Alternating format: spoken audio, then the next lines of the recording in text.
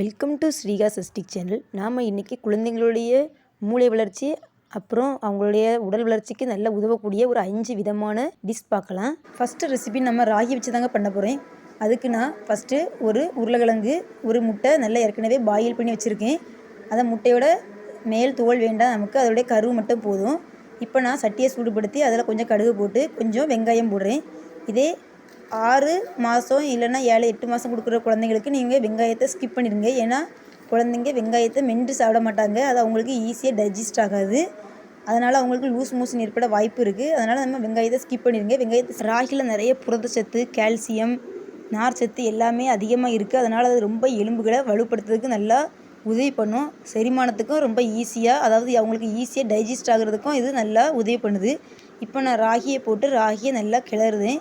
கிளறிக்கிட்டு அதுலேயும் கொஞ்சம் தேவையான அளவு தண்ணி ஊற்றுறேன். ராகியில் நிறையவே பெனிஃபிட் இருக்குங்க. ஞாபக சக்திக்கும் ராகி ரொம்பவே ஹெல்ப் பண்ணுது. இது சின்ன குழந்தைங்கலேருந்து பெரியவங்க வரைக்கும் யாருனாலும் இந்த உணவை சாப்பிடலாம். அவ்வளவு டேஸ்ட்டாகவும் இருக்கும். இப்போ நான் இதில் கொஞ்சம் கருவேப்பிலை ஆட் பண்ணுறேன். இந்த உணவை நாம் 8 மந்த்து கம்ப்ளீட்டான குழந்தைங்களுக்கு கொடுக்கலாம். அவங்களுடைய எலும்பு வளர்ச்சிக்கு இது ரொம்பவே ஹெல்ப் பண்ணும். ரொம்ப ஞாபக சக்தி அவங்களுக்கு அதிகமாகவே இருக்கும். இப்போ நான் இதில் கொஞ்சம் உப்பு போடுறேன். உப்பு போட்டு நல்லா கிளறுதேன். இப்போ நான் இந்த ஸ்டேஜில் நம்ம ஏற்கனவே மசிச்சு வச்சுருக்க இந்த உருளைக்கிழங்கு அப்புறம் முட்டையோட கரு இந்த ரெண்டையும் நான் இப்போ போட்டு கலருதேன்.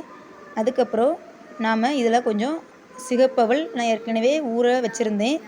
ஒரு 20 மினிட்ஸ் நம்ம ஊற வைக்கணும். அந்த ஊற வச்ச சிகப்பவலையும் நம்ம போடலாம். சிகப்பவலும் ஆப்ஷனல் தான். ஏன்னா 8 மந்த்து அந்த ஸ்டேஜில் இருக்கக்கூடிய குழந்தைங்களுக்குலாம் அவ்வளோவா பல் முளைச்சிருக்காது. அது மட்டும் இல்லை, அவங்க ரொம்ப மென்று சாப்பிட மாட்டாங்க. அவங்களுக்கெல்லாம் இப்படிப்பட்ட கொஞ்சம் ஹார்டான பொருட்களெல்லாம் கொஞ்சம் நம்ம ஸ்கிப் பண்ணுறது ரொம்ப நல்லது. அதனால் அவங்களுக்கு அப்படி சிவப்பவல் நம்ம ஆட் பண்ணணும் அப்படின்னா கொஞ்சம் மிக்சர் ஜாரில் ஒரு லைட்டாக அரைச்சிக்கிட்டு அதுக்கு பிறகு நம்ம உள்ளே ஆட் பண்ணால் ரொம்ப நல்லது. இப்போ சஷ்டிக்கு 1 இயர் கம்ப்ளீட் ஆகிட்டு அவனுக்கு ஓரளவுக்கு பல்லும் முளைச்சிடுச்சு. அதனால் நான் சிவப்பவலை ஊற வச்சு அப்படியே ஆட் பண்ணுறேன்.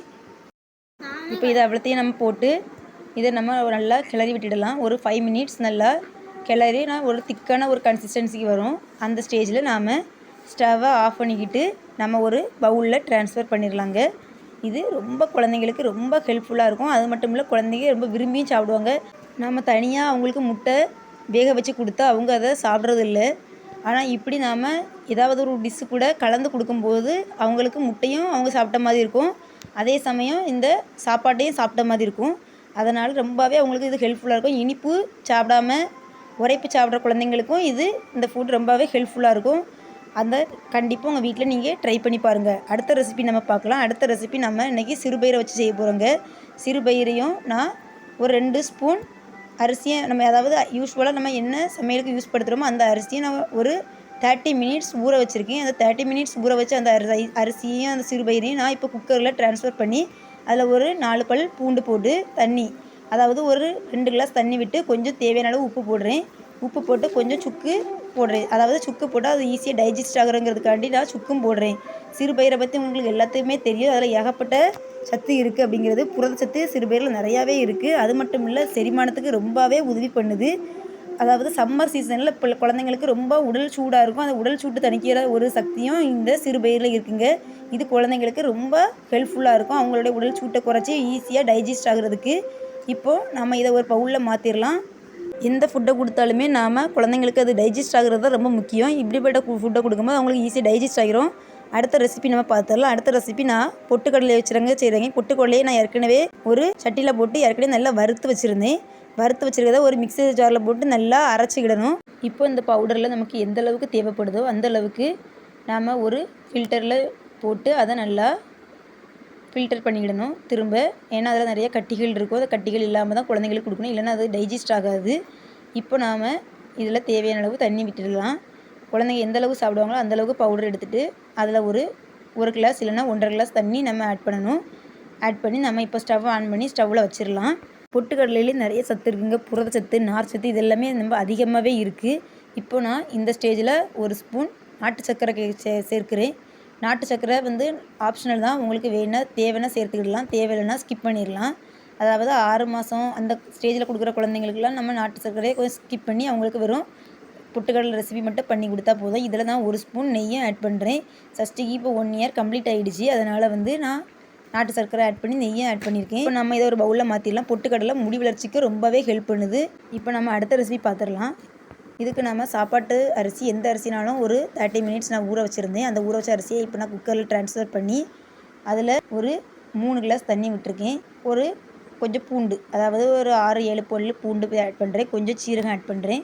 இப்போ நான் ஸ்டவ்வை ஆன் பண்ணி குக்கரை ஸ்டவ் மேலே வச்சு ஒரு 4-5 கொதி வந்ததுக்கப்புறம் கொஞ்சம் உப்பு சேர்த்து அதுக்கப்புறம் குக்கரோட மூடியை போட்டு மூடுறேன்.